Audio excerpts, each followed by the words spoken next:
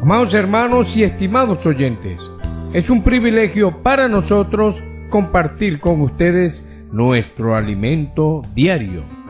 La nueva serie, Salvos por su vida. Tomo 1. El poder de Dios para salvación. Semana 3. No hay quien entienda, no hay quien busque a Dios. Civilización después del diluvio. Basada en Romanos capítulo 1 versículos del 28 al 32. Romanos capítulo 3 versículos del 10 al 12.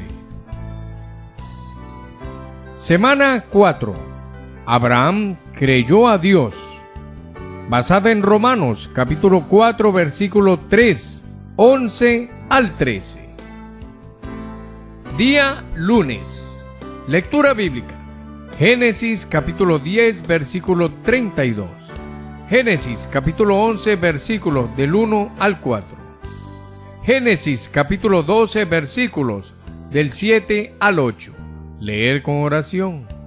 Y estas cosas les acontecieron como ejemplo y están escritas para amonestarnos a nosotros, a quienes han alcanzado los fines de los siglos. Primera de Corintios capítulo 10 versículo 11. Lecciones importantes que la historia nos enseña. El 14 de mayo de 1948, David Ben Gurión firmó la declaración de la fundación del Estado de Israel. Él era un hombre que leía y estudiaba regularmente la historia de las antiguas civilizaciones, de modo que no tenía tiempo para otros entretenimientos.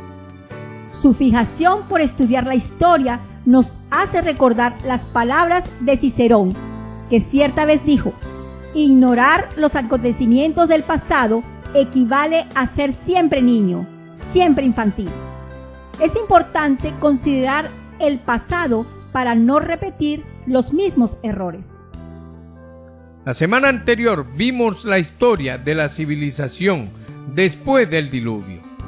Según los comentarios del historiador Flavio Josefo, cuando todo parecía estar bien, Nimrod, inundado por su sed de poder, dominó al pueblo por su facilidad de convencer oralmente a las personas, y con el apoyo de la gente buscó vengarse de Dios por causa del diluvio.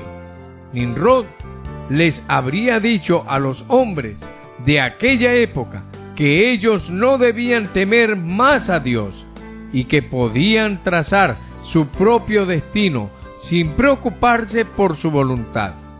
La construcción de la Torre de Babel fue el símbolo de la independencia del hombre en aquel tiempo. De la misma manera, hoy los hombres también se han unido a una sola voz contra Dios. Aunque hay varias lenguas, el propósito de las naciones continúa siendo el mismo: declararse independientes de Dios.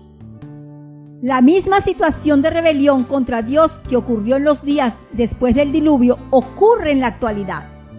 A fin de ser guardados de tener una actitud semejante a la de los hombres de aquella época, necesitamos pedirle al Señor que produzca en nosotros un corazón puro. Necesitamos recordar siempre que nuestra vida es para hacer la voluntad de Dios y no la nuestra.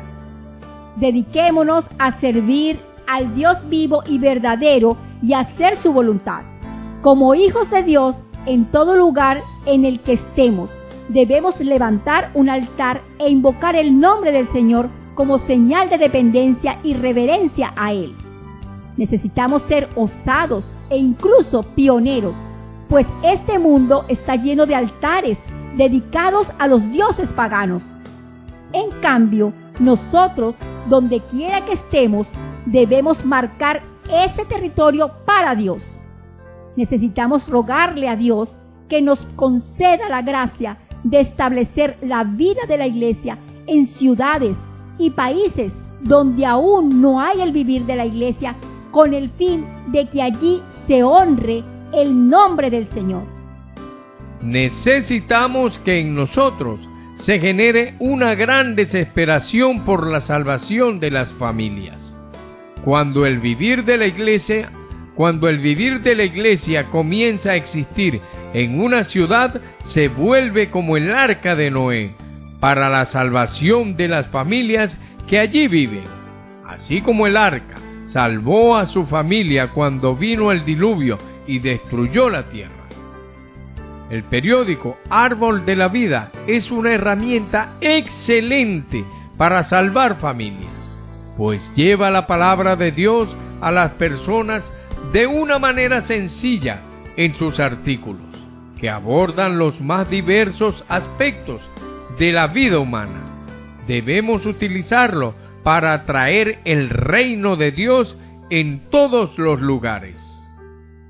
Por tanto, estimado oyente, no podemos seguir adelante sin mirar el retrovisor de la historia y sin aprender las lecciones que ella nos deja.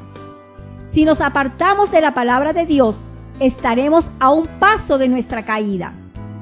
Esa fue la experiencia de la civilización después del diluvio. Pero gracias al Señor, 352 años después de este evento trágico, Dios encontró un hombre que osó levantar un altar y adorar al Dios vivo y verdadero. En una época en la que los ídolos se habían convertido en un referente y objeto de adoración del hombre, Abraham levantó un altar e invocó el nombre del Señor. Eso nos inspira a buscar, honrar y servir al Dios verdadero. Si hacemos esto, ciertamente seremos honrados por el Señor y Él nos guiará conforme a su voluntad. Ese fue el corazón de Abraham y también debe ser el nuestro. Pregunta: basado en la experiencia de Abraham vista este día, ¿qué tipo de actitud debemos tener en nuestros días? Buen provecho.